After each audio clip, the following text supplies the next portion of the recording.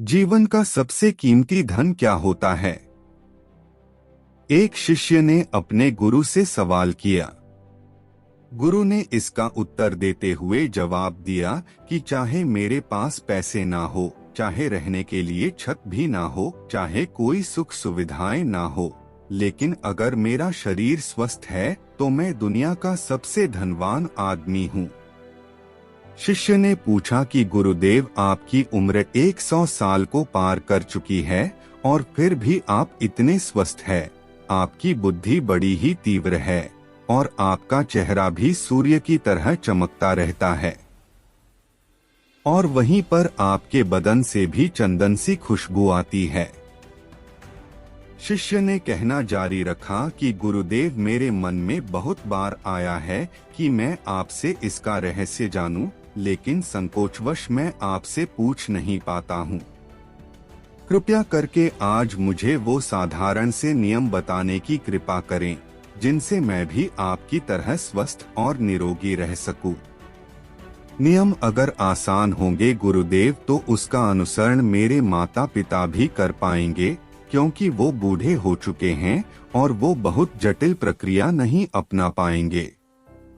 कृपया करके साधारण से तरीके बताना ताकि कोई भी ग्रस्त आदमी उन नियमों का पालन कर सके। गुरुदेव ने कहना आरंभ किया। सबसे पहले उन्होंने बताया कि सबसे पहले तुम्हें पाचन तंत्र की क्रिया को समझना होगा। जो भी आयुर्वेद का विद्वान होता है वो ये जानता है कि अगर आपका पाचन तंत्र लगातार भोजन पचाने में लगा हुआ है तो स्वाभाविक है कि ऊर्जा की एक खास मात्रा आपके भोजन को बचा रही है। इसी कारण ज्यादा भोजन करने के बावजूद आपका दिमाग और आपका शरीर अपने बेहतरीन स्तर पर काम नहीं कर पाता। तुमने देखा होगा कि भोजन करने के बाद जब पाचन प्रक्रिया शुरू होती है तो हर जानवर नीचे बैठ जाता है। वो बस बैठ जाते हैं क्योंकि दूसरी चीजों के लिए पर्याप्त ऊर्जा नहीं बचती है, चाहे वो मांसाहारी हो या शाकाहारी हो। हर जानवर खाने के बाद नीचे बैठ जाता है और ये इंसानों के लिए भी एक प्राकृतिक जरूरत है। खाने के बाद वो बैठ जाना चाहते हैं क्योंकि दूसरी चीजों के लिए पर्याप्त ऊर्जा नहीं होती। अगर आप अपनी पूरी क्षमता का इस्तेमाल करना चाहते हैं तो आप अपने शरीर को ऐसा बनाकर रखिए कि आप जो भी खाएं, कुछ भी खाएं, तो 1.5 से 2 घंटे के अंदर आपका पेट खाली हो जाना चाहिए। पेट खाली होने का मतलब है पेट की थैली खाली होना, यानी कि जब भोजन आंत के दूसरे भागों में चला जाता है तब पेट खाली हो जाता है, क्योंकि आंत में प्रक्रिया बिल्कुल अलग होती है। वो पाचन नहीं होता है, वो ऊर्जा को ग्रहण करती है। आंतों द्वारा इस ऊर्जा को ग्रहण करने के लिए ज्यादा ऊर्जा नहीं लगती है, ऊर्जा लगती है पाचन क्रिया में। जब खाना पेट की थैली में मौजूद हो तो बेहतर है कि आप अपनी गतिविधि को कम कर लें। अब अगर सोचिए सारा दिन आपके पेट में खाना मौजूद रहेगा तो आप अपने जीवन की पूरी क्षमता कम कर लेंगे। आप खुद देखिए कि जब आपके पेट में खाना मौजूद होता है तब शरीर कैसा महसूस करता है और जब पेट खाली होता है तब शरीर कैसा महसूस करता है। आप खुद पाएंगे कि आपका शरीर और आपका दिमाग तब बेहतरीन रूप से काम करता है जब आपका पेट खाली होता है। इसका एक पहलू और है। देखिए, हम सब जानते हैं कि हमारा शरीर हर समय नई कोशिकाएं बनाता रहता है और पुरानी कोशिकाएं खत्म करता रहता है, जिससे हमारे शरीर का शुद्धिकरण होता रहता है। लेकिन जब भोजन हमारे पेट में होता है, यानी कि हमारा पेट जब खाली नहीं होता, तो ये शुद्धिकरण 80% कम हो जाता है।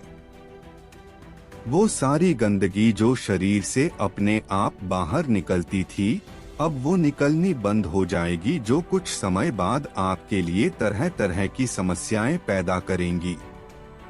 देखिए, योग में पेट का हमेशा साफ रहना बहुत ही महत्वपूर्ण होता है। किसी भी पारंपरिक प्रणाली में अगर आप देखेंगे तो आप पाएंगे कि जब भी आप किसी आयुर्वेदिक डॉक्टर या किसी वैद्य के पास जाते हैं तो सबसे पहले वो आपके पेट की सफाई करते हैं, क्योंकि वो जानते हैं कि आपकी ज्यादातर समस्या पेट साफ ना होने की वजह से ही है। सिर्फ एक दिन के लिए अपने पेट को पूरी तरह से साफ करने के बाद महसूस करें कि आपको कैसा महसूस होता है। आप अपने अंदर बहुत हल्का और सुंदर महसूस करेंगे। हर दिन आपको इसी तरह महसूस होना चाहिए। आमतौर पर पारंपरिक रूप से घी को पहले निवाले के रूप में खाया जाता है। घी एक चिकनाई वाला पदार्थ है जो पूरी आहार नली को चिकनाई देता है। आपको सबसे पहले इसे ही खाना चाहिए ताकि यह भोजन के प्रवाह को आसान बना दें। जब आप बहुत मसालेदार भोजन खाते हैं तो उसे खाने से पहले आपके भोजन मार्ग पर घी की परत चढ़ाना बहुत अच्छा होता है। घी का महत्व ये है कि ये आहार नली को साफ रखता है। तो जो व्यक्ति घी का उचित तरीके से सेवन करता है उसका पेट हमेशा साफ रहेगा, क्योंकि वहाँ कुछ नहीं चिपकता। वहाँ कुछ भी लंबे समय तक ठहर ही नहीं सकता। पेट का कैंसर, आंत का कैंसर, आजकल ये बहुत ज्यादा हो रहा है। तो अगर आप एक निश्चित मात्रा में घी का सेवन करते हैं तो ये घटना बहुत कम हो जाती है, लेकिन उसके लिए घी सही गुणवत्ता का होना चाहिए। सही तरीके से गाय या भैंस के दूध से बनाया जाए। अगर घी को उचित तरीके से गाय या भैंस के दूध से बनाया जाए तो इसके कई महत्वपूर्ण फायदे होते हैं। शिष्य ने सवाल पूछा कि गुरुदेव, पाचन क्रिया तुम्हें कुछ समझ गया हूँ, लेकिन आप ये बताएं कि आपकी तरह सूर्य जैसा तेज पाने के लिए, चमकता हुआ चेहरा प्राप्त करने के लिए क्या प्रक्रिया अपनानी चाहिए। गुरु ने इसका उत्तर देते हुए कहना शुरू किया कि देखिए, आज के समय में बहुत सारे लोग सुबह उठते ही खाली पेट चाय पीते हैं। चमकता हुआ तेजस्वी मुख पाने के लिए हमें कुछ प्रक्रिया नहीं अपनानी। हमें बस अपनी दिनचर्या सही करनी है, अपना खानपान सुधारना है। सुबह खाली पेट चाय पीना जहर के समान होता है। वो धीरे धीरे आपके अंदर आपकी आंतों को कमजोर कर देता है। पेट में धीरे धीरे एसिडिटी होने लगती है और अपने आप मन और मस्तिष्क सुस्त पड़ते जाते हैं। सुबह उठते ही तुम्हें तांबे, चांदी या मिट्टी के बर्तन में रखा हुआ पानी पीना चाहिए, लेकिन चांदी और मिट्टी की तासीर ठंडी होती है, इसीलिए कफ, अस्थमा या दमा जैसे रोगी इसका उपयोग न करें। रात में आपने चांदी, तांबे या मिट्टी के बर्तन में पानी रख दिया और सुबह खाली पेट बिना दांतुन किए हुए उसे पी लिया। शिष्य ने सवाल किया कि गुरुदेव, बिना दांतुन किए हुए अगर हम वो पानी पिएंगे तो हमारा बासी थूक हमारे अंदर ही चला जाएगा। गुरु ने उसे बताया कि वो तो अच्छी बात है, क्योंकि बासी थूक औषधि के समान होता है। गुरु ने चेतावनी दी कि देखिए, जिन लोगों को अल्सर, टीबी या निमोनिया है उन्हें खाली पेट पानी नहीं पीना है। तांबे के बर्तन में रात में रखे हुए पानी में उसके संस्कार मिल जाते हैं। तांबे के गुण उस पानी में आ जाते हैं और सुबह खाली पेट बिना दांतुन किए हुए उसे पी लिया। शिष्य ने सवाल किया कि गुरुदेव, बिना दांतुन किए हुए अगर हम वो पानी पिएंगे तो हमारा बासी थूक हमारे अंदर ही चला जाएगा। गुरु ने उसे बताया कि वो तो अच्छी बात है, क्योंकि बासी थूक औषधि के समान होता है। गुरु ने चेतावनी दी कि देखिए, जिन लोगों को अल्सर, टीबी या निमोनिया है, उन्हें खाली पेट पानी नहीं पीना है। तांबे के बर्तन में रात में रखे हुए पानी में उसके संस्कार मिल जाते हैं। तांबे के गुण उस पानी में आ जाते हैं और वो तांबा हमारे शरीर में जाकर बहुत से लाभकारी फायदे करता है। गुरु ने चेतावनी दी कि अगर मजबूरी ना हो तो प्लास्टिक की बोतल में कभी पानी मत पीना, क्योंकि प्लास्टिक की एक ऐसी संरचना होती है, जब वो गर्म तापमान पर आता है तो प्लास्टिक धीरे धीरे पिघलना शुरू हो जाता है, और जब वो बहुत बारीक स्तर पर पिघलता है तो उसके कारण उस पानी में मिल जाते हैं, जो हमारे शरीर में जाकर कैंसर का कारण बन सकते हैं। देखिए, ये पानी पीने के बाद, अपना पेट अच्छे से खाली करने के बाद आप आंवला और सब्जियों का रस पी सकते हैं। आप पीने में कुछ लोगों को थोड़ा कड़वा लग सकता है, लेकिन जहां पर शरीर को इतने सारे फायदे हो रहे हो, वहां पर थोड़ा कड़वापन तो बर्दाश्त किया जा सकता है। गुरु ने बताया कि ये भी सच्चाई है कि हर दिन एक जैसा खाना नहीं खाया जा सकता। तो जिस दिन तुम आंवला और सब्जियों का जूस ना पी सको, उस दिन आपको दही खाना चाहिए। दही बहुत ही बेहतरीन आयुर्वेदिक औषधि के रूप में इस्तेमाल हो सकता है। अगर उसको सही से इस्तेमाल किया जाए तो हमारे शरीर में बहुत सारी बीमारियों को वो जड़ से खत्म कर सकता है। दही की एक पर्याप्त मात्रा लेकर उसमें गुड़, शक्कर या मिश्री का मिश्रण जरूर कर लें, ताकि आपको वो दही खट्टा ना लगे। अगर दही में गुड़ मिलाते हैं तो गुड़ बहुत ज्यादा नया नहीं होना चाहिए। गुड़ जितना ज्यादा पुराना होगा उतना ही लाभकारी होगा, और दही को थोड़ा पतला कर ले। पतला होने के बाद वो आसानी से हमारे शरीर में जा सकता है और उसको पचने में भी ज्यादा ऊर्जा शरीर को नहीं लगानी पड़ती। आयुर्वेद के गणित के हिसाब से अगर आप सुबह इन प्रक्रियाओं का पालन करते हैं तो आपके चेहरे का तेज बढ़ने लगेगा, उस पर चमकाने लगेगी। जल्द ही लोग आपसे बोलना शुरू कर देंगे कि भाई, आपकी उम्र इतनी ज्यादा हो गई, लेकिन आप लगते नहीं हो इतनी उम्र के।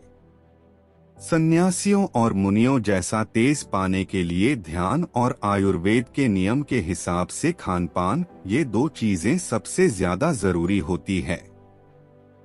अगर ग्रस्त आदमी भी इन नियमों का पालन करता है तो वो भी सन्यासियों जैसा तेजस्वी हो सकता है। शिष्य ने आखिरी प्रश्न किया कि गुरुदेव, मुझे यह दो नियम तो अच्छे से समझ में आ गए हैं। पहला नियम, अपने पेट को खाली रखेंगे तो हर बीमारी से मुक्त रहेंगे। दूसरा नियम कि हम अपने चेहरे पर ओज और तेज कैसे प्रकट कर सकते हैं। बस एक आखिरी समस्या का समाधान और करवाना है।